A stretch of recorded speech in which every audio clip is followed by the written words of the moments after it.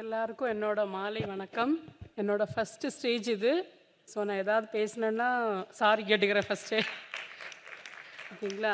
நான் என்னெல்லாம் பேசணும்னு ப்ரிப்பேர் ஆகி எழுதி கொண்டு வந்தனோ அதெல்லாம் இவங்க பேசிட்டாங்க.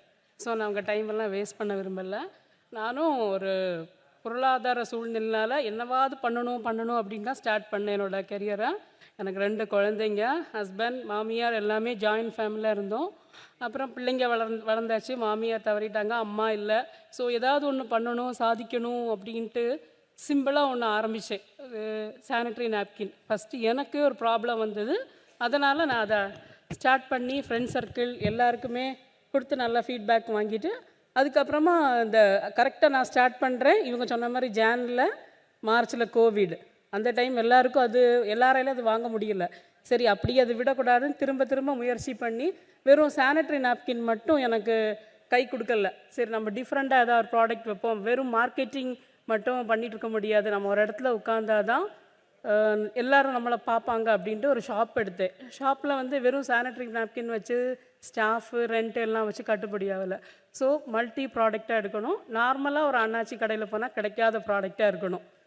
ஒயிட் சுகர் நிறைய இயற்கையான பொருட்கள் மட்டும்தான் எடுத்தேன். ஒயிட் சுகர் மாதிரி உள்ள ப்ராடக்ட் எல்லாமே அவாய்ட் பண்ணிவிட்டு இயற்கையாக கிடைக்கிற பொருட்கள் எல்லாமே என் கடையில் வச்சேன். பென்சில் கூட பார்த்தீங்கன்னா சீட் பென்சில், சீட் பென் அந்த மாதிரி. நான் வந்து ஸ்கூலுக்கு ஆப்போசிட்டில் கடை வச்சுருக்கிறேன். ஸோ என்னோடய ப்ராடக்ட்டு கொஞ்சம் டிஃப்ரெண்ட்டாக இருக்கும். இப்படி ஒவ்வொரு ப்ராடக்ட்டும் டிஃப்ரெண்ட்டாக எடுத்து கிட்டத்தட்ட ஒரு 70 ப்ராடக்ட் மேலே நான் என்னோடய ஷாப்பில் வச்சுருக்கேன். வருவாங்க, ஒன்று வாங்க வருவாங்க, ஆனால் பார்த்தா எல்லாமே இயற்கையாக இருக்கும். எல்லாமே அப்படி பார்த்துட்டு போவாங்க. இதை நான் வந்து சிம்பிளாக ஸ்டார்ட் பண்ணேன். நான் ஸ்டார்ட் பண்ணி இன்றைக்கி மத்தியானம் சார் பேங்க் லோன் இதெல்லாம் பேசும்போது நான் கூட மைக்கு கேட்டேன், கிடைக்கல. என்னை ஒரு லோன் ட்ரை பண்ணேன், ஒரு 6-7 வாட்டி. எனக்கு எல்லாமே இருக்குது, ஆனால் ரிஜெக்ட் பண்ணுறாங்க. அந்த ஒரு சூழ்நிலை தான் எனக்கு பிஓஎஸ்டி கை கொடுத்தாங்க.